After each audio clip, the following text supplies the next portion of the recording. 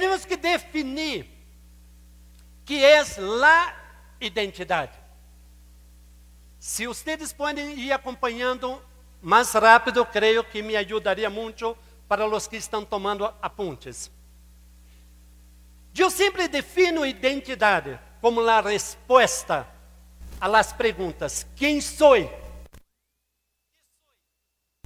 De onde vengo?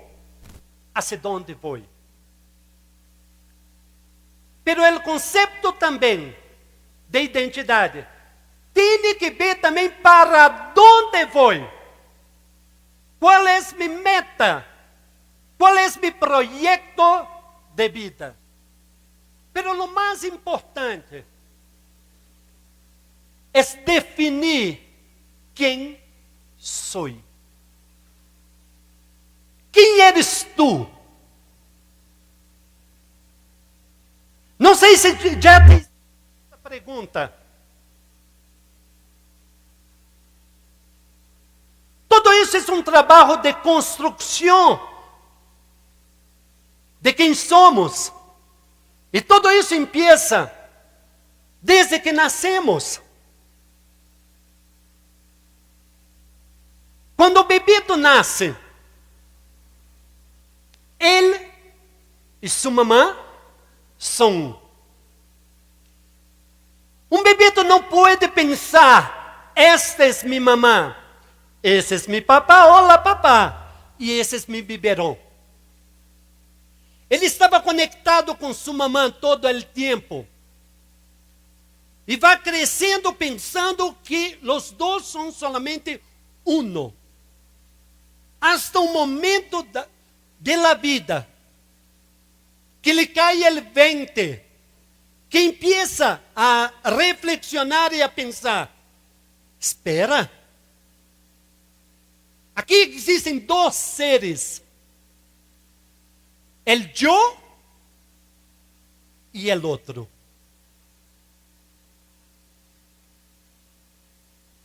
Antes chamávamos isso, e vou dizer o nome em psicologia para os que lhe encantam, a relação simbiótica. Somos solamente uno. Pero mais adelante, o niño empieza a dizer: não, esse juguete é mío, não é tuyo.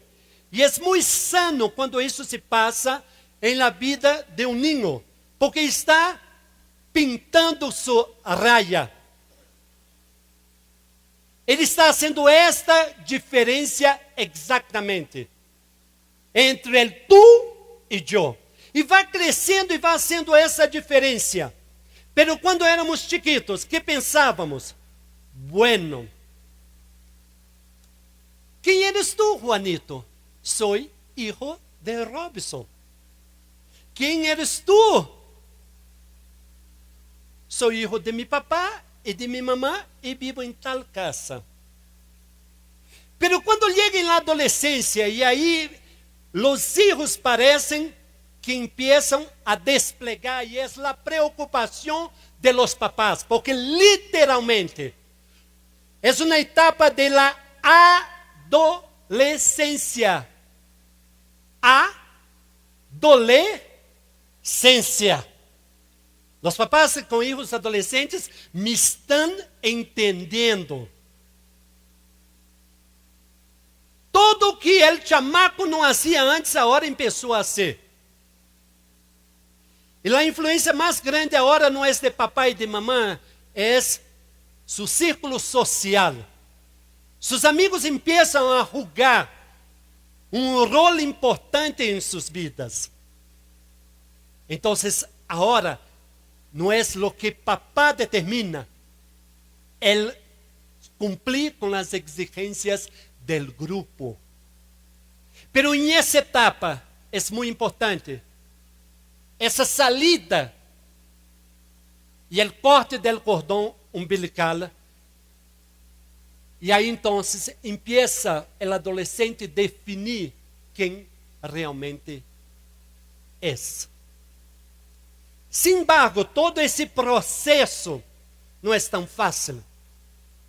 E desafortunadamente, especialmente em nossa cultura, Porque as demandas de la cultura é muito grande. Temos que cumprir com as exigências. Temos que cumprir com as expectativas.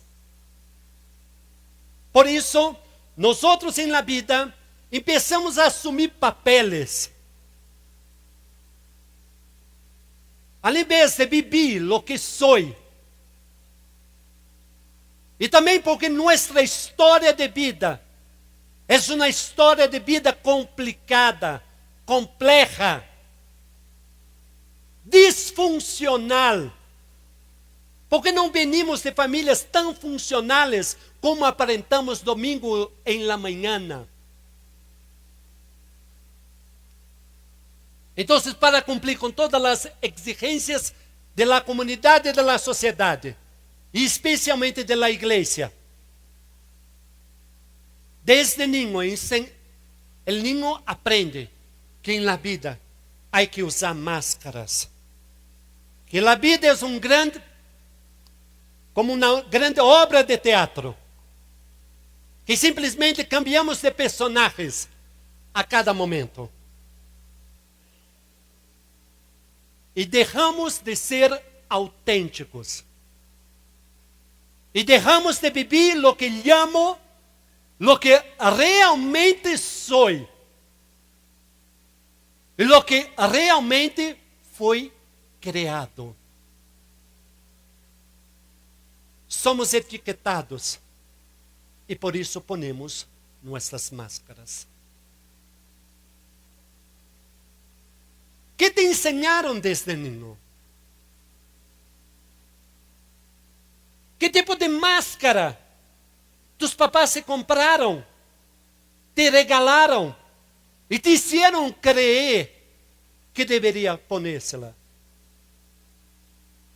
Há a máscara de la suficiência. Há a máscara del orgulho. Há a máscara de la falsa humildade. Há a máscara de la prepotência.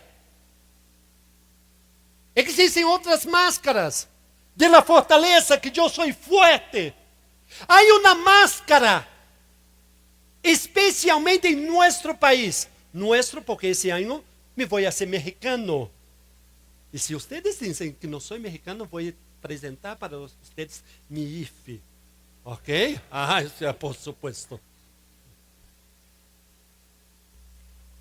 Há uma máscara que diz que homens não choram. Homens não podem conectar e contactar com suas emoções. Há outra máscara que diz: homem não entra em la cocina.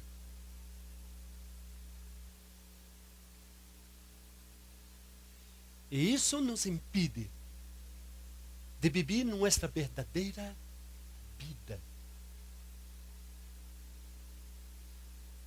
Passamos a vida negando. Passamos nossa vida mentindo. Isso genera em nós uma crise. Porque chega a idade que estou, porque já estou bajando a montanha. Dizem que nós vamos subindo a montanha, não? Casi a los 50 estamos allá em el alto. Depois começamos a bajar. E eu já estou bajando. E que parece que a bajada é mais forte que a subida. Isso começa a generar, depois de los 40, uma crise. A crise de quê? Del papel que realizo, ou o papel que me tocou em la vida, e meu verdadeiro eu. Quem sou realmente. Porque parece que depois de los 50 anos, aí já não nos afeta tanto o que vão pensar de nós outros. Já estou nessa etapa. Pero já percebemos que os anos passaram. E además, nessa barrada que estamos dando, já deixamos incluso um legado a nossos filhos, que também não têm que viver sua própria identidade. Por isso há tantas pessoas com problemas de identidade. Tantas pessoas vindo a nossos consultórios para ter um espaço aberto, para poder enfrentar realmente quem são como pessoas. Qual é tu máscara?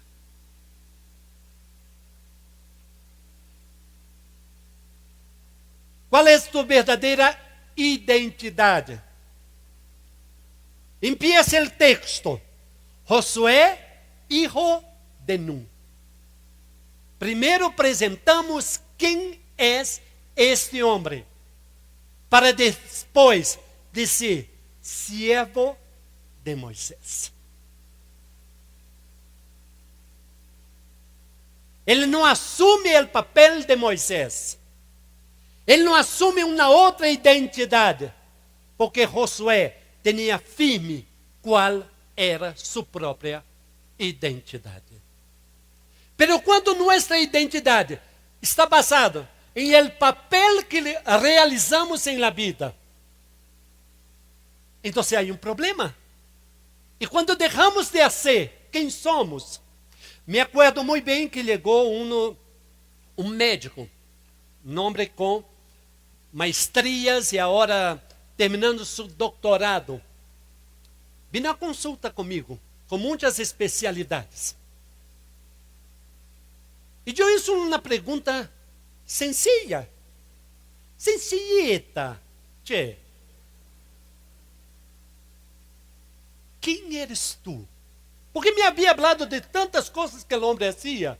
Eu, espera, quem eres tu? Então começou a definir, sou médico. Me começou a falar de todas suas especialidades. Me começou a falar de todas suas maestrias. Tinha como 3 maestrias. E agora o que ele estava estudando. E por supuesto, eu digo sempre que é muito difícil ser meu filho. Não sei como meus filhos podem ser meus filhos. É duro, porque é difícil enganar-me. E eu hice a pergunta. E se tu perdes a capacidade de ser médico, quem tu serás? Se quedou callado. Quem eres tu? Tu puedes ser o diretor da empresa, o dueño do negócio, o dueño da moto, o que maneja que manejou hasta agora aquele coche, que nem orei esta manhã por el coche. Aí assim se passam as coisas. Pero se poncha a llanta del coche. Se o coche desaparece como humo, e se minha identidade está basada em lo que eu aparento ter, e não solamente lo que tenho, porque muitos de nós vivimos de aparência. Quem serei eu? Se tu perdes tu trabalho, se tu perdes tu esposa ou tu novia, e quizás estás em la sombra de ellos, por uma questão de divórcio, morte, separação, não sei. Se tu apantallas tus hijos e vives a la sombra de tus hijos, quando os hijos então empiezam a volar de la casa, e o nido se queda vazio. Porque esta hora tu eres simplesmente papá. Eu sou o papá de Gabriel, papá de David. E meu irmão mais grande já volou. Agora quem sou? Se cambia. Se tu cambias para uma outra cidade, e aqui então tu tens um status, tu tens tus amigos, tu eres reconhecido, e quem serás tu allá ou emigra para um outro país? Quem eres tu?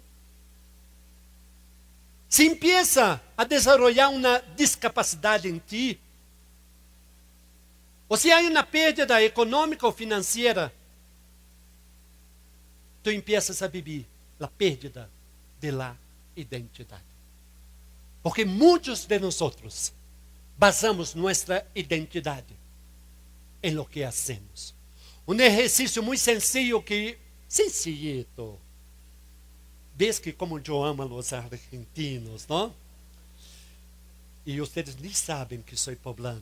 No, che, que traigo el Pelé dentro de mí.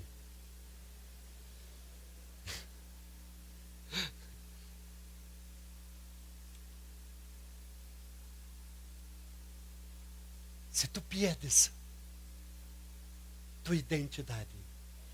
Y hay un ejercicio muy sencillito que hago en la clínica, que es hacer una lista de tus 10 cualidades. No puedo imaginar la crisis de la gente.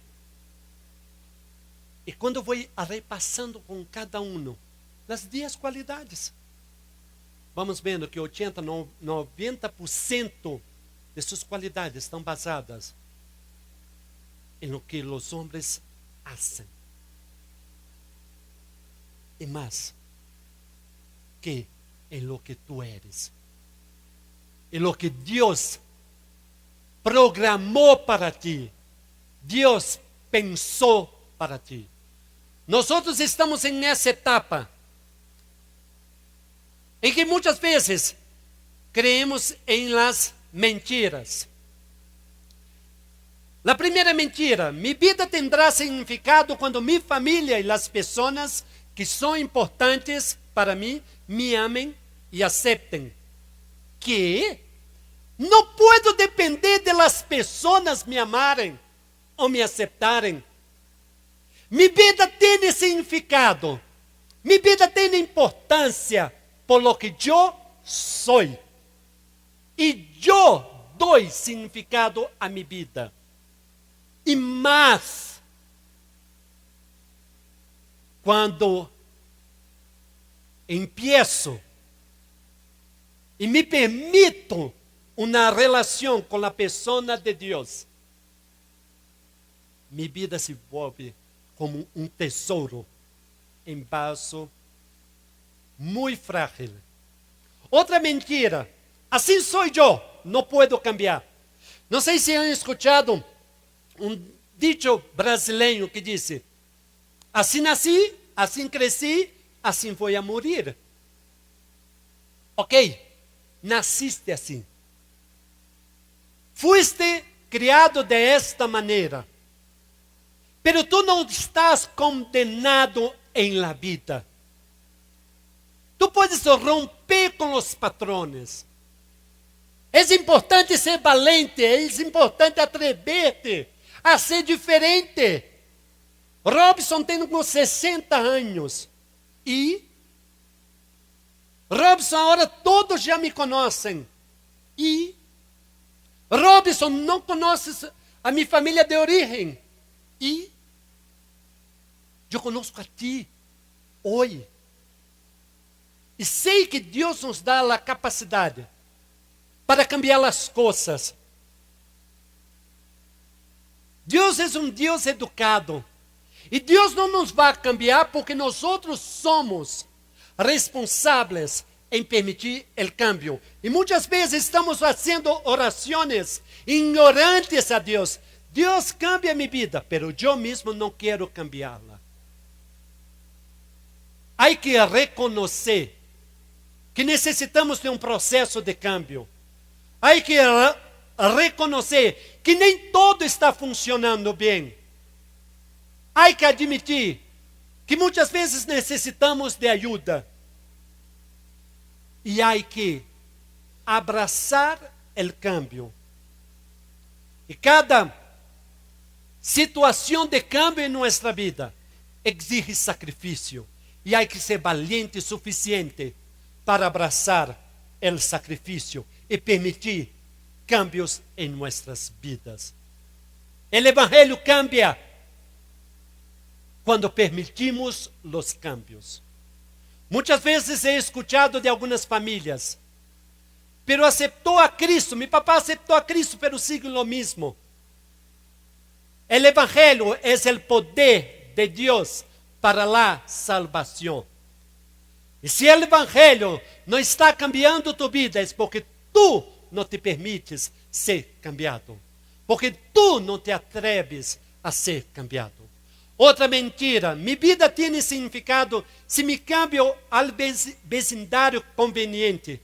Si me compro un auto costoso, bueno, no estoy vestido quizás adecuadamente, pero si me visto con la ropa adecuada. Eso es aparentar. Eso es apantallar. Tu vida não vai ter significado.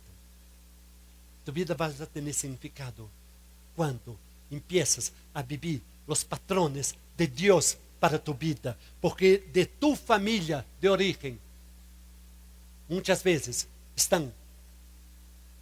esses patrones estão distorcionados. Esses patrones estão enfermos. Mi vida tendrá significado se quedo bem com os demás.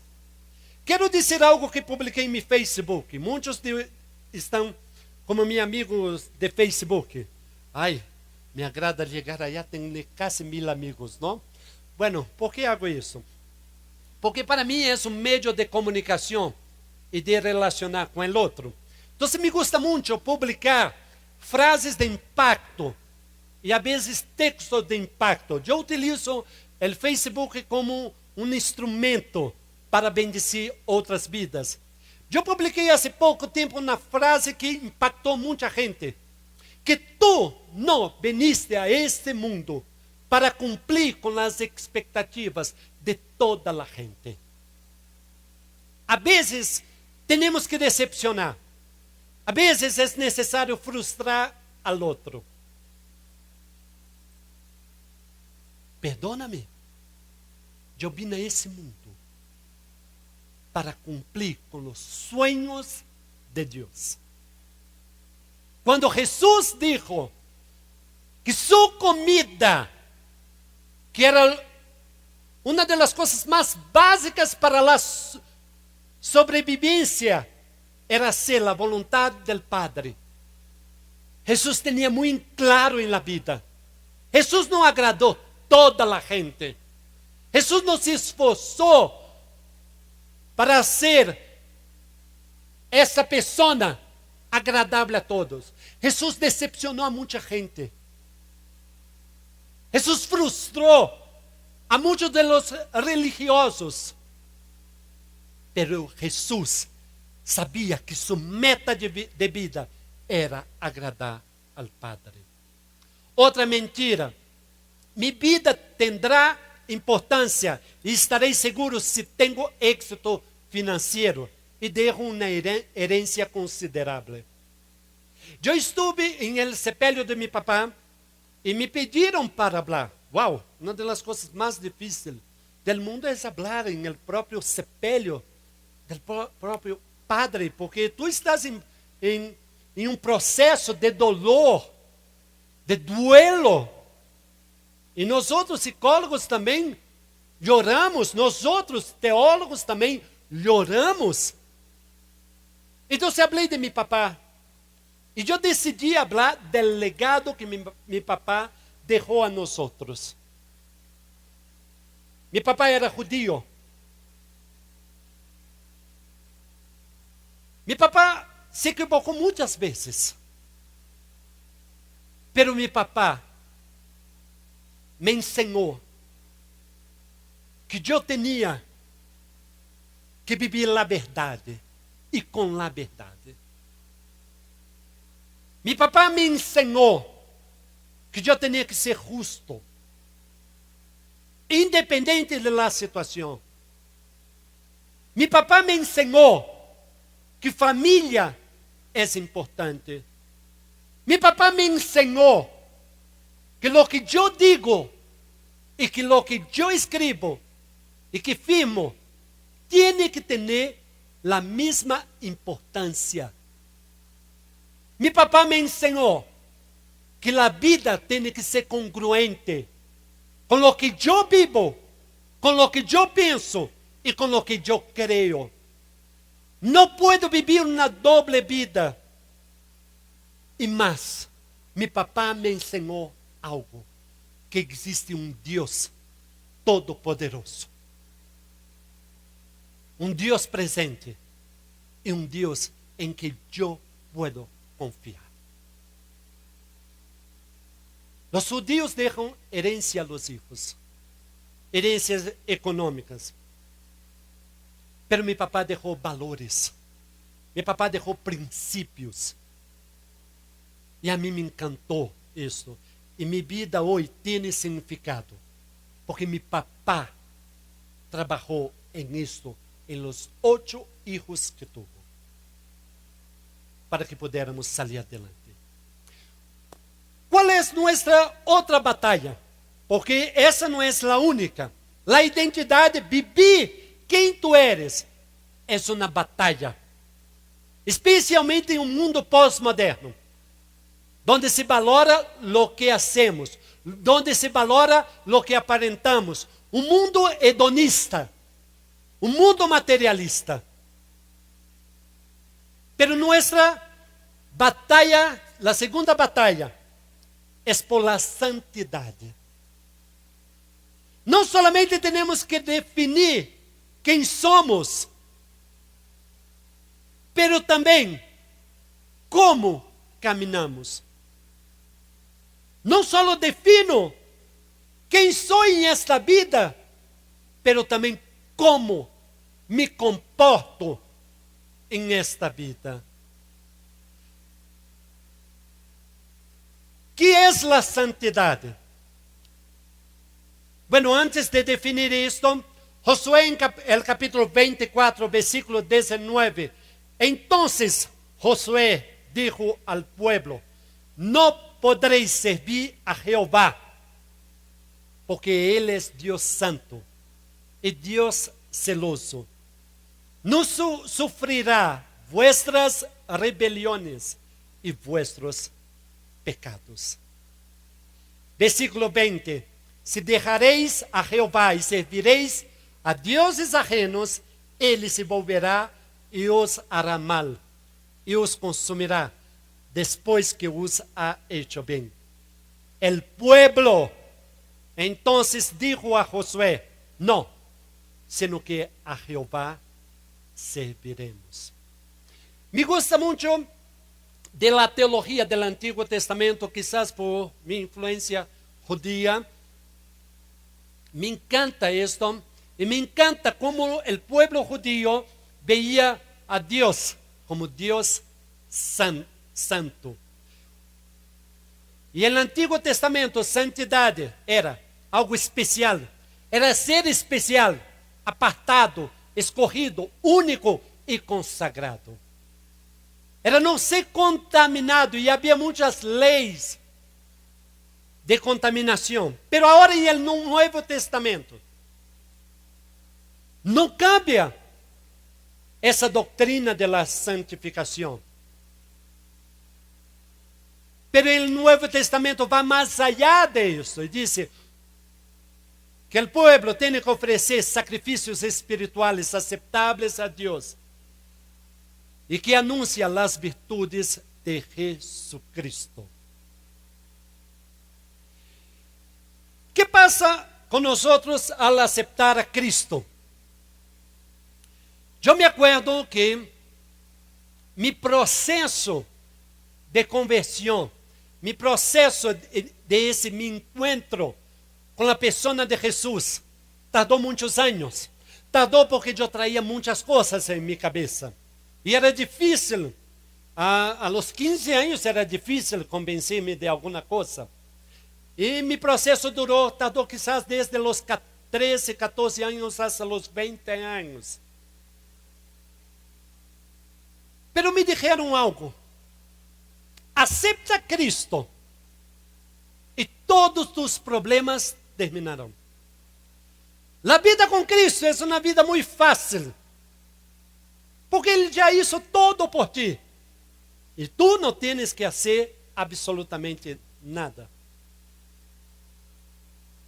Eu me acuerdo que Eu fui a uma velada de oração. Ai, como vamos invitar a um judío a uma velada de oração, passar toda a noite orando? E además não é messiânico, cristiano. Ai, não. Como isso se passa? Pero alguém se atreviu. Esse foi meu irmão. Um de meus irmãos se atreviu. Porque já havia tenido um encontro com Jesus. E eu vi cambios na vida de meu irmão. Em aquela velada de oração me impactou como os autos que estou vendo aqui agora. Como a gente podia dedicar toda uma noite a orar e a alabar ao Todo-Poderoso. Aquela noite eu tomei uma decisão de aceitar a Jesus como o Messias. E eu então tomei a decisão de ter uma vida com uma relação de intimidade com Jesucristo. Por supuesto, o outro dia, na manhã, liguei à casa e quem fui falar com meu papá. Papá, não sabes que passou a noite anterior e tudo mais? Eu aceitei a Jesus como o Messias. Meu papá alçou a mirada. Era um homem de poucas palavras. Meu papá quase não falava. Mas quando falava era para noquear-nos. Me mirou e me disse: quanto te pagaram para isso? Eu disse: ai não, papá. É todo gratuito. É todo fácil a partir de agora. E eu descobri que a vida cristiana, a partir daquele momento, não era tão fácil. Que ela foi pintada de color azul, porque não podemos dizer rosa, porque estamos em um encontro de varones.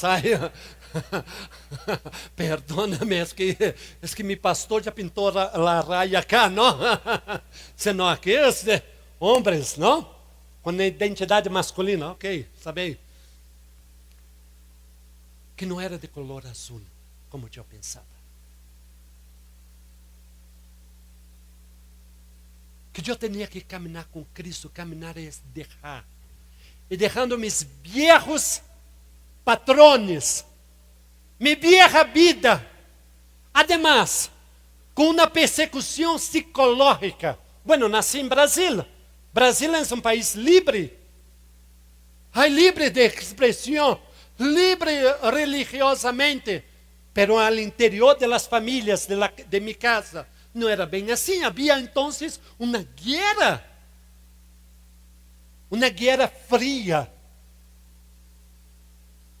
E eu comecei a entender que se eu quisera arrebatar o reino de Deus e ser valiente, tinha que ser valiente e caminhar em santidade. Pero havia muitos impedimentos, a soberbia.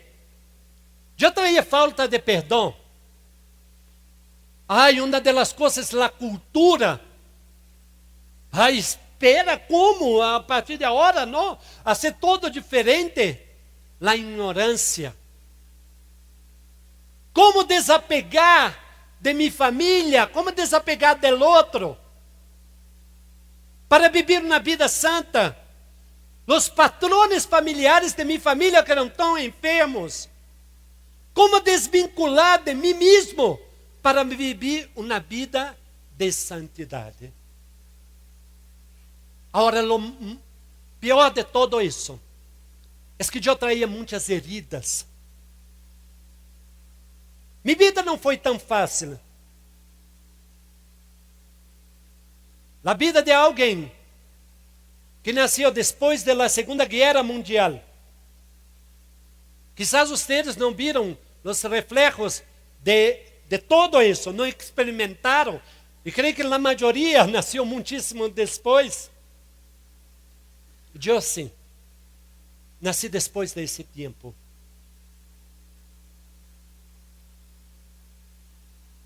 Meu papai já não está mais aqui. E eu não sou o típico del homem de dizer: ai, meu papai foi a figura mais hermosa, mais emocionante de minha vida, porque não foi. Creio que a pessoa que mais me decepcionou na vida foi mi papá. Me ensinou grandes valores, pero também me decepcionou muito com seus abusos emocionais. Quantas heridas de niño. E não só por parte de mi papá, do entorno, também quantas heridas. E a vezes nosso coração é tão dilacerado, que eu digo que não está herido, que está amputado. E eu, quando cheguei a Cristo, cheguei com o coração amputado. E eu descobri algo. Mais adelante, que escreveu uma amiga minha, incluso judia também, em Brasília. Esli de Carvalho escreve: sem sanidade não há santidade. Eu descobri que a vida com Cristo não era uma vida fácil, porque tinha que admitir que fui herido, tinha que admitir que meus patrones estavam de contra.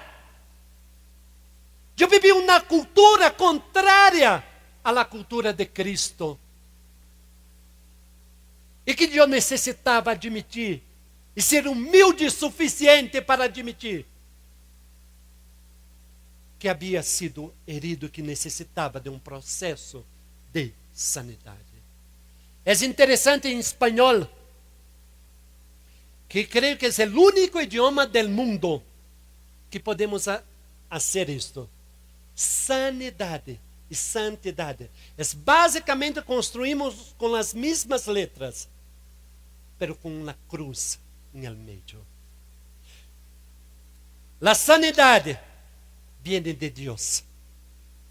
Se queremos viver uma vida santa, e muitas vezes pensamos: por que não posso avançar? Por que estou estancado? Porque estás repetindo patrones enfermizos. Por que não posso sair adelante? Porque um coração herido vai seguir herindo. Por que não posso relacionar com Deus? E há um grupo de apoio que participa e digo a eles: como batalho com isso, com a pessoa de Deus? Era muito fácil para mim, como judío, me relacionar com Deus. Porque para um judío, Deus é o Deus tão grandioso, tão poderoso, que está tão distante. Não é um Deus presente. Agora, em el Nuevo Testamento, vem ele Emmanuel, que é o Deus com nós. Deus se revela como o Deus presente. E agora, no Novo Testamento, ocorre a Jesus dizer algo: Padre nuestro, que estás en los cielos. Como me pegou esta palavra, esta oração? E como foi difícil para mim começar a orar a oração del Padre Nuestro e aceitar a Deus como Padre, porque eu transferia de minha história, de mis emociones, al Dios Todopoderoso, lo que había vivido en mi entorno, con las figuras de autoridades, especialmente con mi papá. Por isso, para relacionar com o Deus Padre, tive que passar por um caminho de piedras, de espinos, que é o caminho de la sanidade. Hoy puedo alzar mis manos e dizer: Padre mío que estás en los cielos, pero também que vive aqui comigo. Santo, especial, sea tu nombre. E se o nome de Deus é santo, é porque Ele é santo. Venga tu reino. El reino de Dios es el dominio. Señor, tome el control de mi vida. Ya no quiero más tener el control en todas las áreas de mi vida. Yo te entrego el volante de ese auto Ferrari. Ay, porque yo me siento el Ferrari ahora. Después de mi sanidad me siento el Ferrari. Espero que tú también. Tome el control. Eso es que venga tu reino. Es venga tu control. Controla mi vida. Eso que significa literalmente en griego esta expresión. Y así por adelante. ¿Quieres caminar con Dios? Tienes que batallar por tu santidad. Pero la santidad, no puedes caminar en santidad si no has pasado todavía por un proceso de sanidad. Es tiempo de decisión. ¿Qué lucha quieres enfrentar? ¿Cuál es la batalla que quieres entrar? Josué definió, pero yo y mi casa, yo y mi familia serviremos a Jehová. Es interesante como Josué tenía la familia como una de sus prioridades de la vida. Ele poderia dizer, yo sirvo a Jehová. Para mí, foi uma das famílias mais funcionais da Bíblia, foi a família de Josué. Porque a Bíblia está llena de famílias disfuncionais. Uma de ellas foi a família de David. Absalom. Ab es padre, Shalom, paz. El padre de la paz murió en guerra, en infiernos interiores. La familia de Jesús fue otra disfuncional. La familia del hijo pródigo, perdóname. ¿Dónde estaba esa mamá? Había una ausencia. Y un papá también permisivo. Hay muchas familias disfuncionales. La familia de Abraham.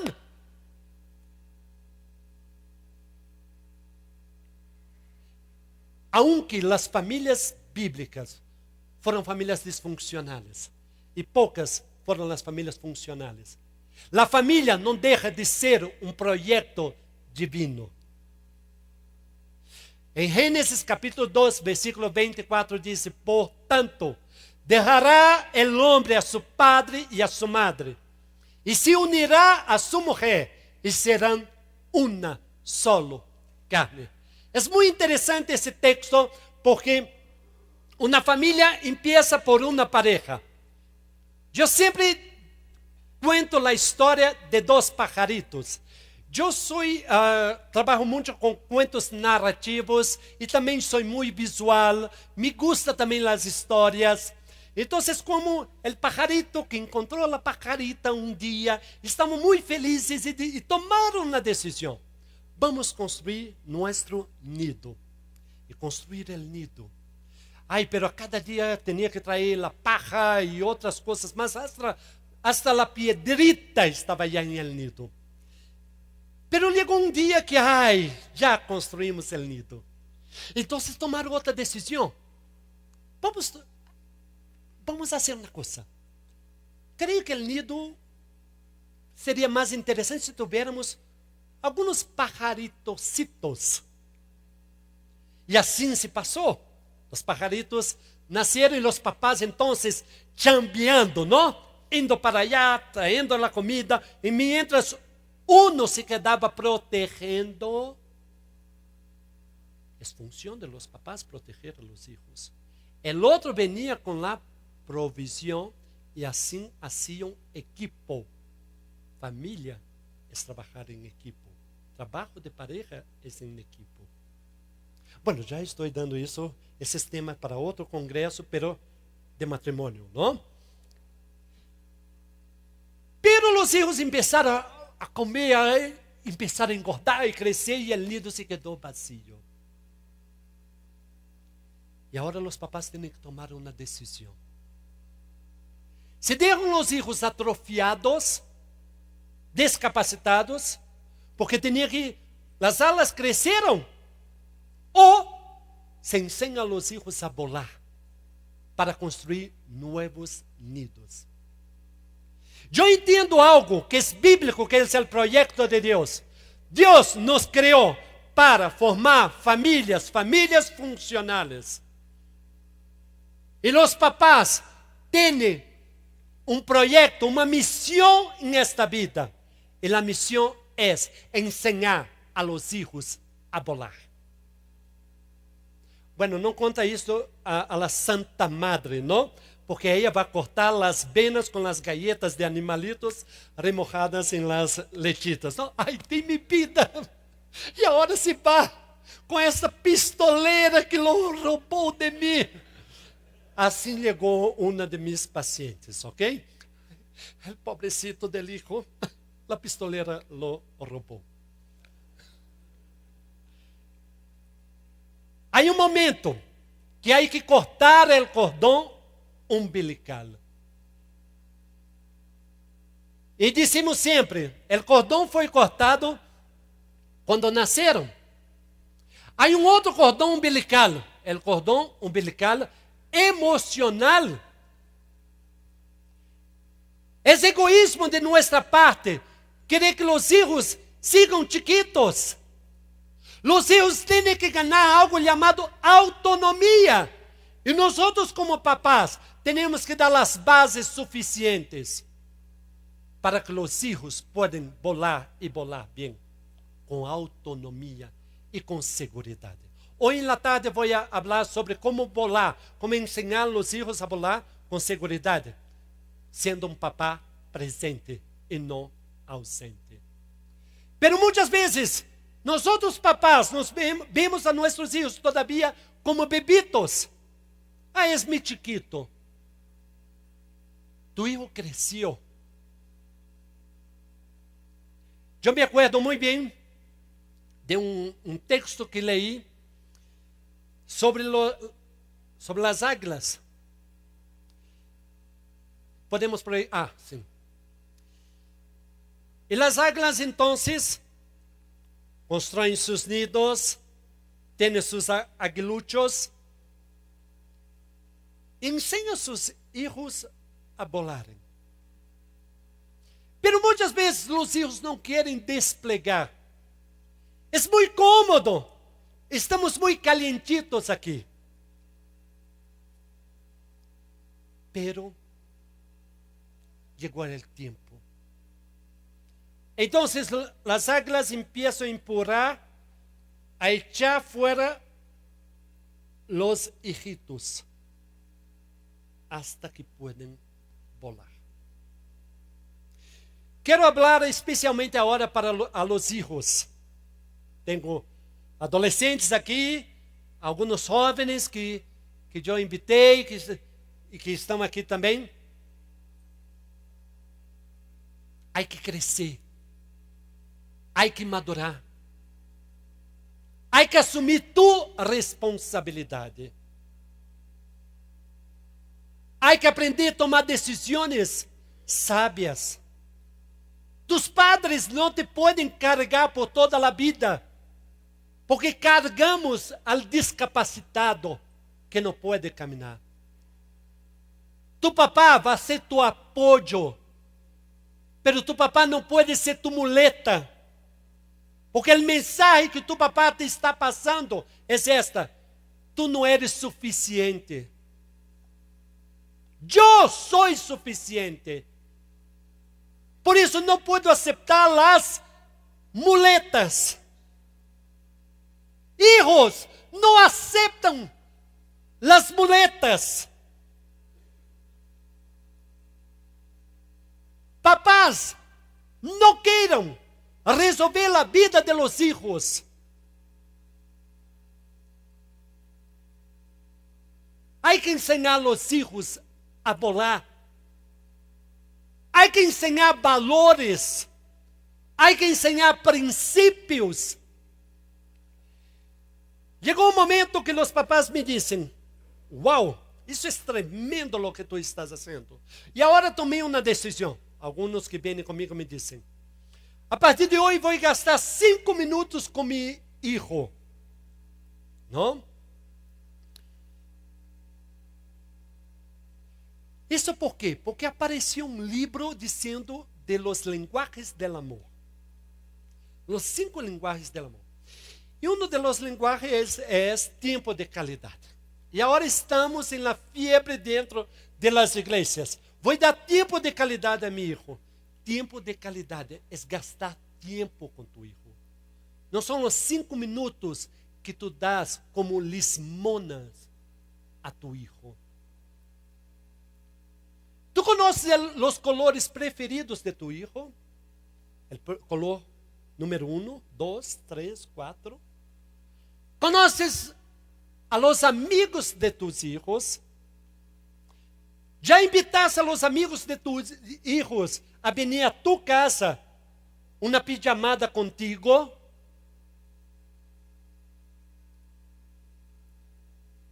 ¿Ya visitaste la escuela de tus hijos y conociste a cada uno de los maestros? ¿Cuántas veces abres la libreta de tu hijo para ver lo que él está estudiando? Esa es tu chamba. Esa es tu lucha. No puedes renunciar a tus responsabilidades. Muchas veces no lo hacemos porque quizás nosotros como papás no somos papás y tampoco somos el esposo, pero nos convertimos en el hijo más grande de la familia. Yo cuando vengo, tengo una especialidad con parejas, entonces trato mucho de parejas. Cuando viene el esposo y la esposa, es que hago preguntas a veces muy tontas, ¿no? Y pregunto, bueno, ¿y cuántos hijos ustedes tienen? El esposo dice, 3. Y la esposa empieza a reír diciendo, 4. Ya me tocó de preguntar cuántos hijos tienen. La esposa dice 3. Y el esposo voltea y dice, y yo soy el 4. No eres el 4º hijo. No eres el hijo más grande. Dejará papá y mamá, y esa orden solamente para los hombres. No fue para las mujeres.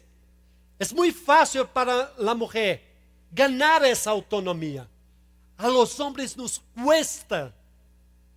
Por eso las familias se vuelven familias disfuncionales. Y si soy el hijo más grande, entonces soy el niño más grande de la familia.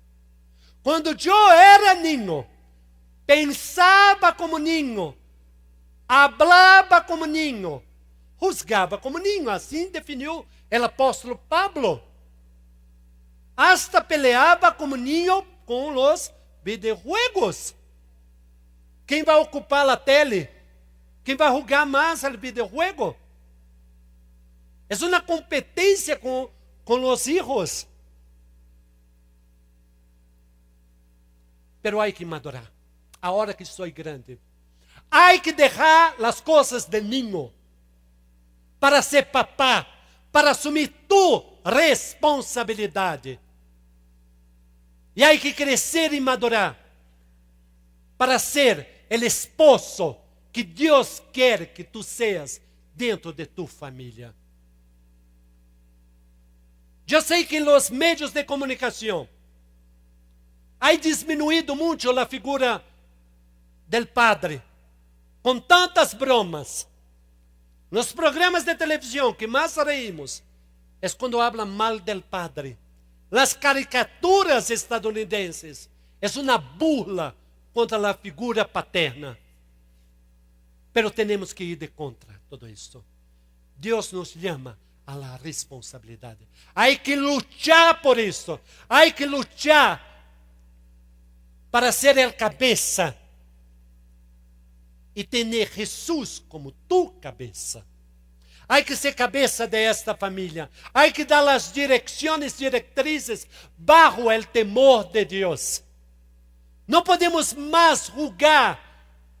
Es tiempo de batalla. Qué triste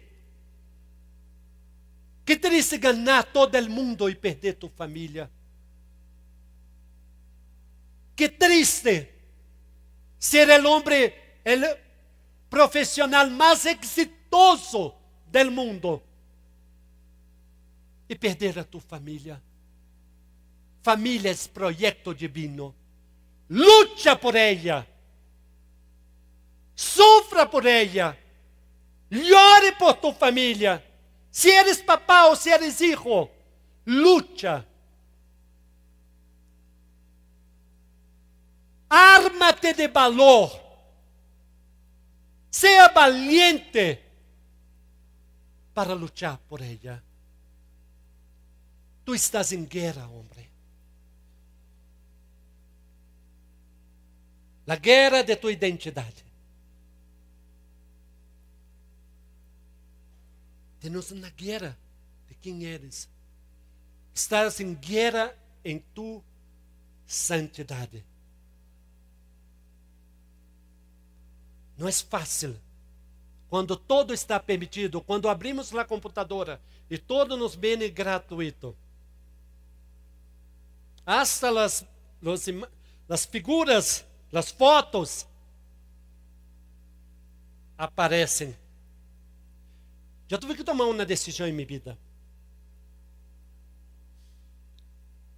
Cada vez que tenho uma computadora, e o ano passado me regalaram essa laptop, uns amigos muito queridos. A primeira coisa que hizo foi orar a Deus. E disse: Senhor, bendiga todo que vou a ver. E ajuda-me, Senhor, a ser perseverante. Que não veja nada que tu não queres que eu veja em esta computadora. E como os alcoólicos, temos que fazer em la mañana um novo propósito. Hoje por hoje, vou levar minha vida em santidade. Não é fácil quando o mundo está tão contaminado. E a terceira guerra, luta por tua família. Tus hijos são preciosos. Tus hijos são um tesouro. Publica no Facebook de tu hijo: te amo, te quero, eres o regalo de Deus para mim. Empieza a ser isso a cada dia. Ame a tua esposa, trata-la bem como vimos hoje, como uma pessoa mais frágil. Contacta com tus emoções, contacta com as emoções de tu esposa. E que Deus bendiga tu vida. E minha oração é para que tu puedas realmente ganhar essa guerra. Pero quero dizer-te algo. Tu não estás solo. Pero há que pedir ajuda. Há que entender isto. Jesus também disse: sem mim nada podeis fazer. Pero contigo, com Jesus, tu e Jesus vão ser uma bomba atômica nesse mundo, para a glória de Deus. Cierra tus olhos. Vamos ter uma oração.